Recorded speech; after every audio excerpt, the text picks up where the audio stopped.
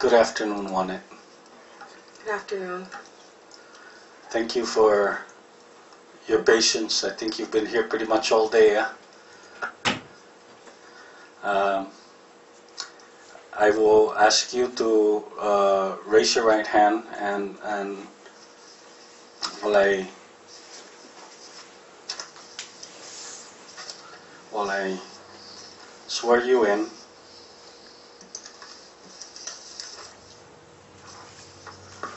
would you please raise your right hand?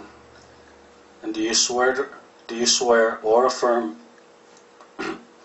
under penalty of law that the testimony that you're about to give is the truth? I do.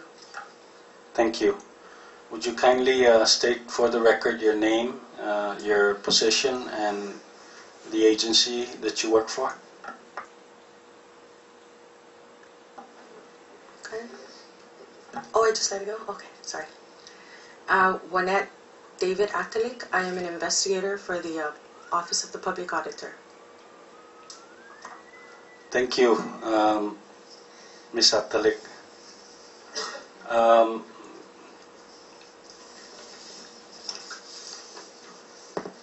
We have just gone over the report filed by your partner, Mr. John Santos, which lists in great detail the events surrounding the law enforcement escort of the former Attorney General, Mr. Buckingham.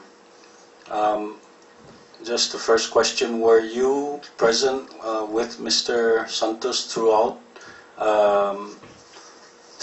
the I guess starting on Friday, August 3rd to August 4th as reported by the OPA report? Yes, sir. Okay. I will not ask you to summarize what happened since we do have a copy of the report.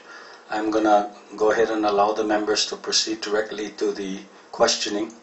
So I will start with the first person that raised his hand, Mr. Congressman Sablan.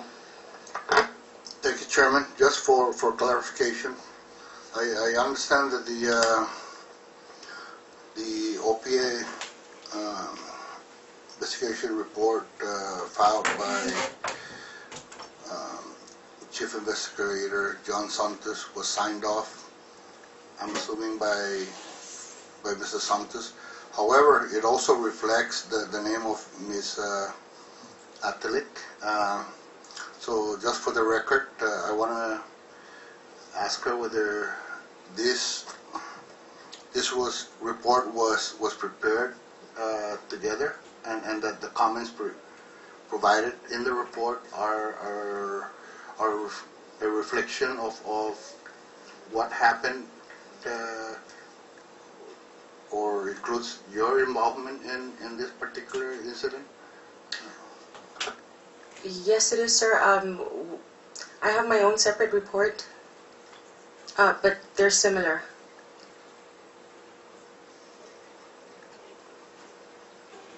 And likewise on my report, I also have my chief's name on there at the top. Okay, so but it's similar. So this report was primarily prepared by, in the words of Mr. Santos, and not Yes, sir. yourself, and that you prepared a separate report yourself. Yes, sir.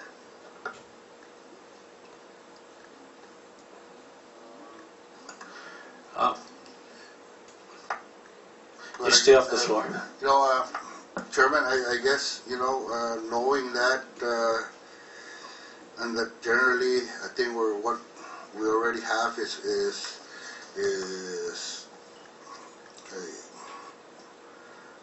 an illustration of what happened on this particular date. So maybe we just go, I don't know, just ask questions of Ms. Santos, Ms. Atalig at this time. So, were you with Officer Santos the first attempt to serve? Yes, sir. Were you with him trying to serve it through the front desk? Yes, sir. Were you there trying to get the summons served with the assistance of the officers on location at the hotel? Yes, sir. Were you present when the summons, a copy of the summons or the summons itself was presented to Port Police? I was with him when we went up to CPA. However, it was just him who got down and went to the Ports Police office. I was inside our vehicle talking to Police Officer Peter Camacho. So we're looking at a time frame of approximately the same time that I'm assuming, and then maybe you can clarify this, but the time frame mentioned in the report by Mr. Santos was from around 3 p.m. to approximately 4 or 5 in the morning. Were you on duty at the same time, or did you clock out at any time between the two times? I clocked out. I put it this way: I was with my chief from beginning to end.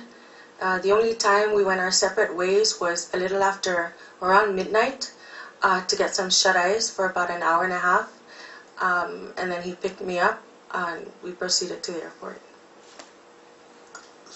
So you were on location when Mr. Santos, or I guess when OPA got the message that the summons was served? Was I there? Were you with Ms. Santos when Special Agent Park Yes, sir. and was it Prida? Prida. Yeah, Prida. Yes, sir. Informed Ms. Santos that the Buckingham was served? Yes, sir. Like I said, I was with my chief the whole time. It was only when we went home to... I asked the investigator Santos his background in law enforcement and how long he's been working. How long have you been working for OPA? I've been working for OPA as an investigator for approximately 2 years now. Do you want the full... Have you had personal experience in the service of any summons? Yes, sir. Prior to OPA, I was an investigator for the Attorney General's office for about 7 years. In your experience in the service of any summons with the AG's office or OPA, what has been a normal practice in regards to working with other law enforcement officers? What is the practice? What is a general practice? Well, if I have a hard time trying to locate somebody to serve them a summons, I can reach out to other law enforcement officers, either from CPA, which I've had experience with in the past, or DPS, and they assist. Have you had any experience of being turned away? No, sir. Thank you. Thank you, Mr. Chairman. Thank you.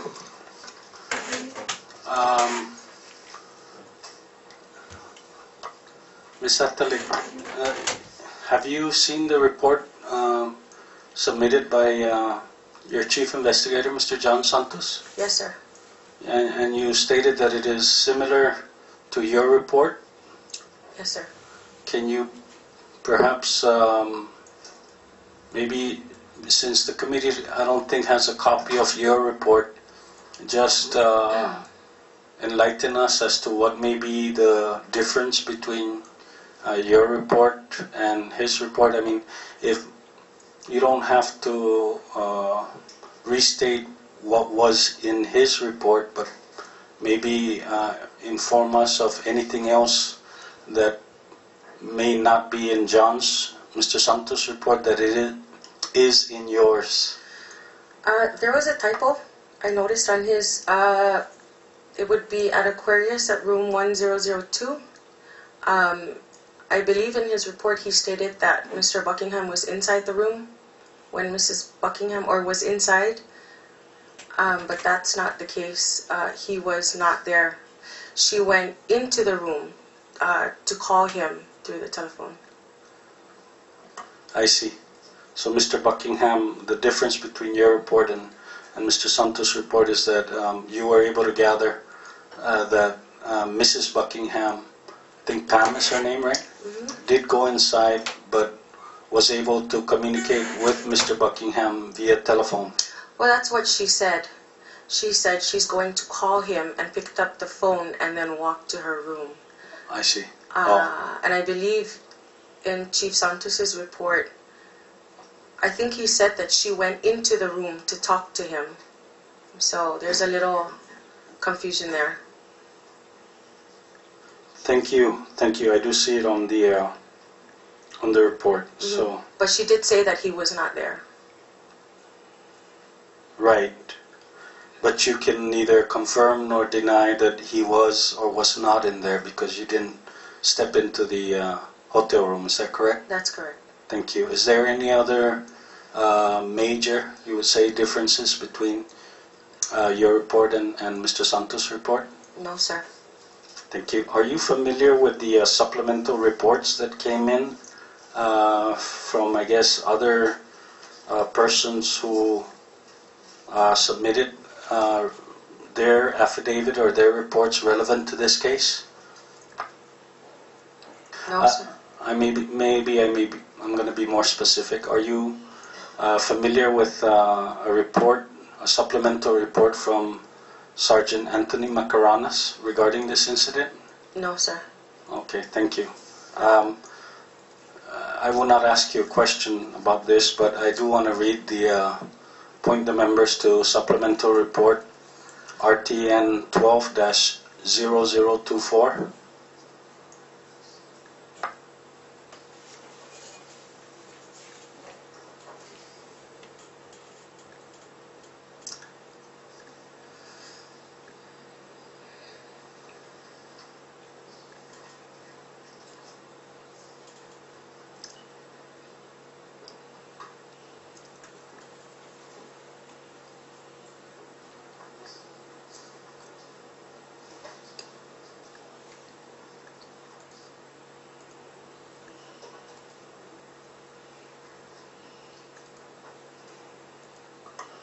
I'd like to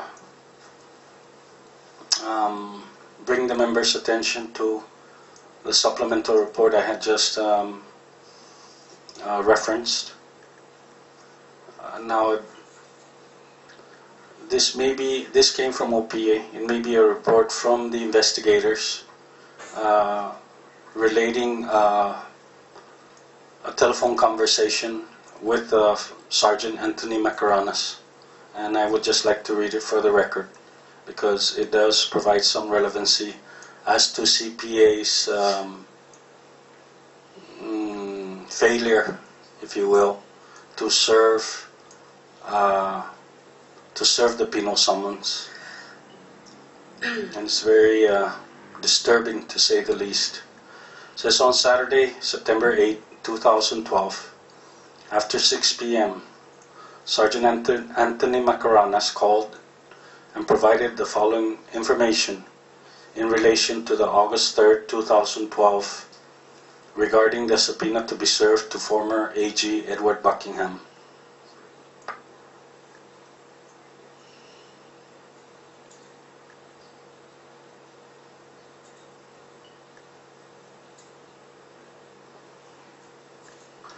Members, I will, under the advice of our legal counsel, perhaps hold off on, you have a copy of this report and maybe we can discuss it under executive session. With that, I now turn it over to any other member who would like to question Ms. Atalig. Representative De La Cruz. Thank you, Chairman. Good afternoon, Ms. Atalig. Good afternoon, sir. Thank you for joining us today. I know that Rep. Sablon had asked the question as to your experience with law enforcement, and you stated that you've been with OPA Investigative Unit for 2.5 years, and you've been an investigator for the OAG for 7 years. About 7 years. Okay. Were there any other law enforcement entities that you have been with? Yes, sir. Prior to that, I was a police officer for about 2 years. Prior to that, I was a customs officer for about 1 year. Okay. So basically, I guess we can safely say that you were in the law enforcement type of career. Yes, sir. Up to this date. I guess all the members have had a chance to read the report by Mr. John Santos that was submitted to the committee. It's very interesting because some of the areas that we took notice of was an attempt to even go as far as arrest you if you did not, back out from your, what they said, operations, if you will. And I just wanted to get some of an idea as to your thoughts during this particular days when, all throughout your career you have maintained good relationship with other law enforcement agencies and division, and you were trying to serve a penal summons to a certain individual, but at the same time you see other entities or agencies, if you will, trying to arrest you for doing your job. How did you feel when you heard that coming from Officer Camacho, that somebody's going to arrest you if you don't cease your operations or your serving of the penal summons to this individual?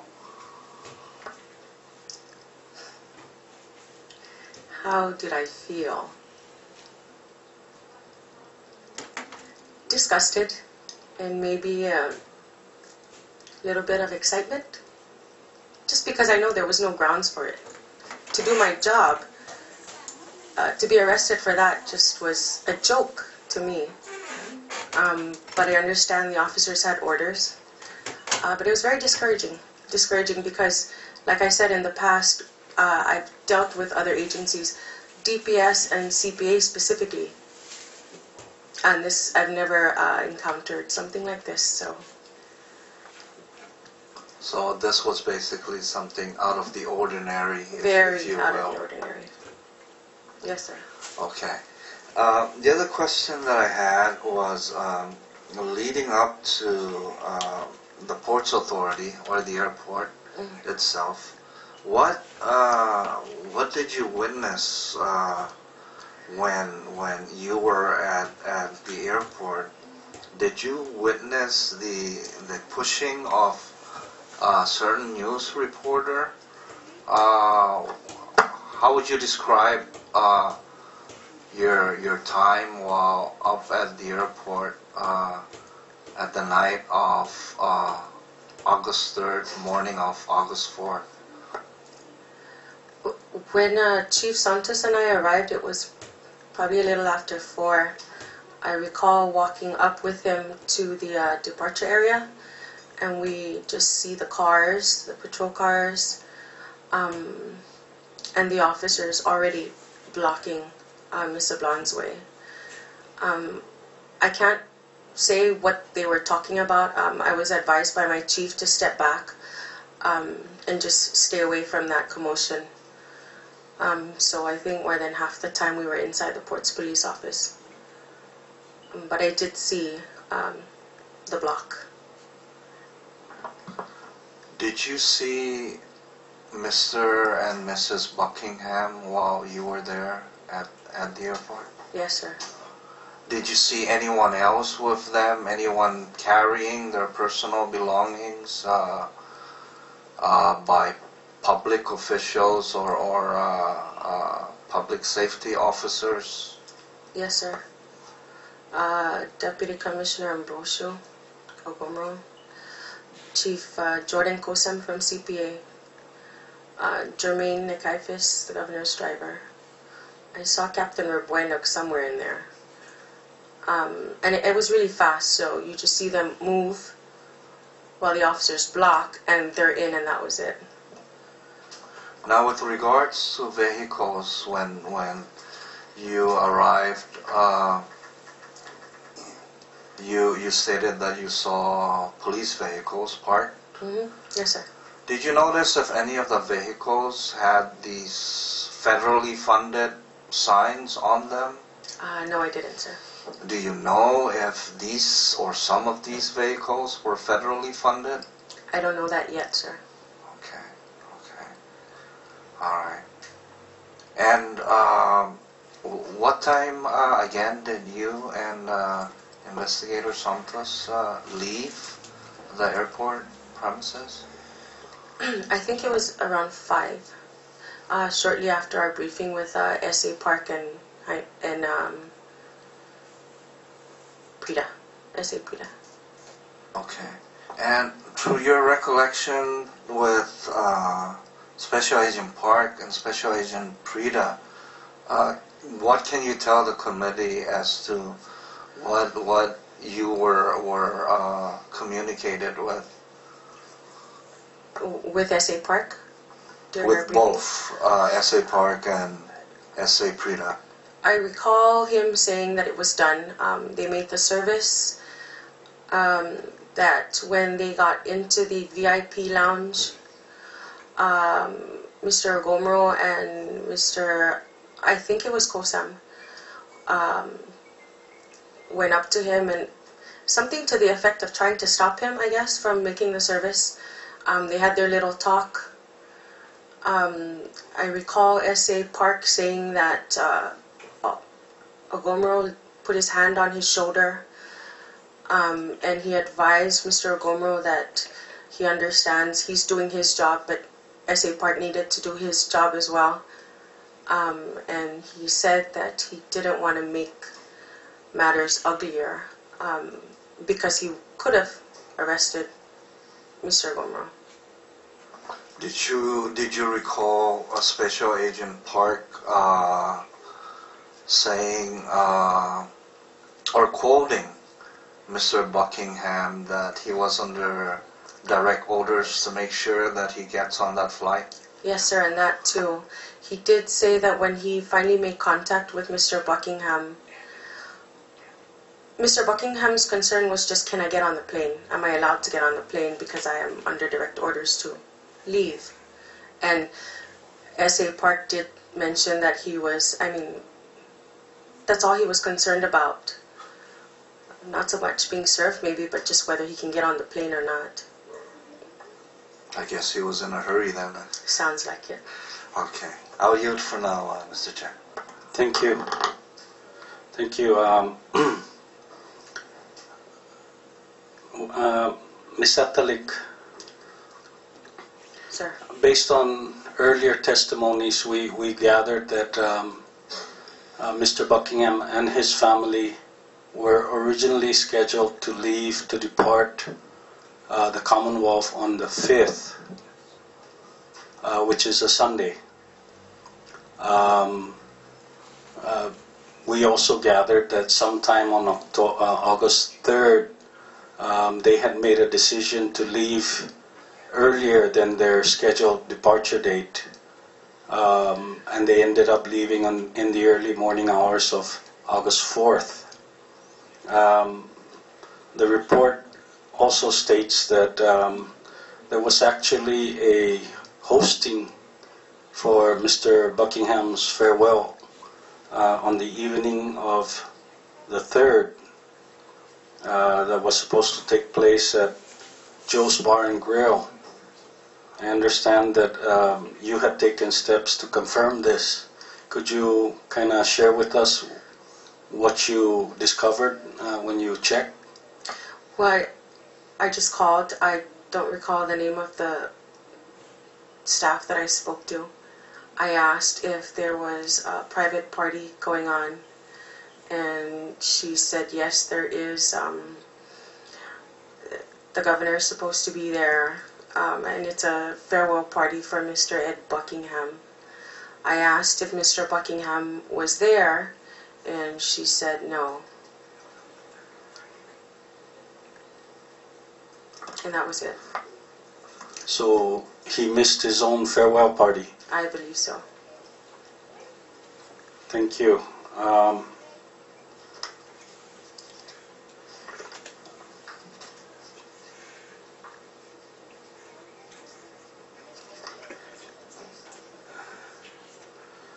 Can you give us your understanding of the reason why Ports Police failed to assist OPA in your request to have them serve the summons to Mr. Buckingham, and just based on any discussion you may have had with Ports Police or any other people? I mean, that is to me kind of unclear, because unlike DPS, where we know why the officers were prevented from serving it, Ports Police, it's still unclear. But do you have any information or thoughts of why that might have happened? I really don't have a clue why they wouldn't assist us. But I'm going to assume that, like DPS, they probably got an order as well. But that's just my assumption. Again, I don't know why. Okay, thank you. Thank you. Just for the record, I will have decided to go on record and reference a supplemental report that I began reading earlier. It was a call from Sergeant Macaronas, and according to this supplemental report, Sergeant Macaronas met with Jesse Castro, CPA Ports Police officer, and learned from Officer Castro that a Captain Joseph Palacios was the shift supervisor on that day, Friday, August 3rd, 2012. Officer Castro entered the Ports Police office, and that Captain Palacios was saying that Chief Jordan Kosam, CPA Ports Police Chief, called and said that no summon is to be served to Attorney General Ed Buckingham, and to take that summon and throw it in the trash can, and that he is on his way up to the airport. I believe all the members have a copy of this report. I think it's important that we understand why these things are happening. And I cannot cite or say that law enforcement personnel who were asked to assist the OPA, that they failed to do their job, and that clearly is not the case. It is certainly becoming more evident that those individuals, those law enforcement officers, were instructed by their higher-ups. Also, for the members, I think this committee would be receiving further information. I think more and more individuals who are aware of the events of that night and early that morning are now coming forward to offer their testimony as to what had actually transpired. And so I'm going to be asking the members to possibly issue additional subpoenas so we can get additional information and ascertain what actually happened during these events. With that, are there any other comments from the members before I dismiss Ms. Atalig? If not, I think we have one more for today. Can I just add, I don't know if, I don't recall if it's in Chief Santos' report, but just to add to the assistance that we didn't get from CPA, We waited in that office for a long time.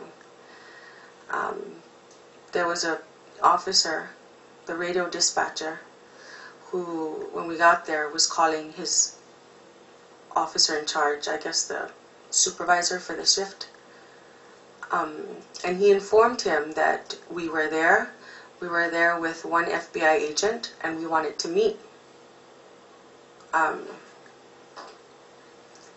it was, he kept saying he was in the restroom. He called again on the radio, and we heard him. I'm still in the R&R restroom. Called again, then you hear static. Called again, even tried calling him on his cell phone, and he wouldn't answer. SA Park came and asked that they open the door because both their badges, their access to the doors, I believe Prida's was expired and Park's just wasn't working for whatever reason, I don't know. And they were simply asking to have an officer open the door, or to have the captain, at least through the radio, give the green light to have CPA open the doors for the FBI. And even that didn't happen. And we waited and we waited. And it wasn't after maybe a good 30 minutes when SA Park just said, you know, if they're not going to help us, then we're going to go ahead and do it ourselves. So they proceeded from the front and went through TSA. Their plan was to actually go from the back and up into the lounge area. Thank you, Ms. Atalig. I think the report does confirm your statements that there was intentional delays and obstruction. Yes, sir. That were your efforts and the efforts of FBI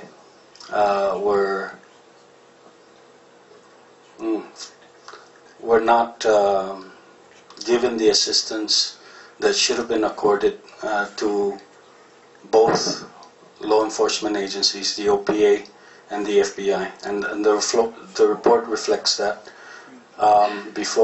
Do you have any further statements before we dismiss you? No, sir. Thank you so much for your cooperation. You are hereby dismissed. Again, I ask that you leave your point of contact with the Sergeant-at-Arms.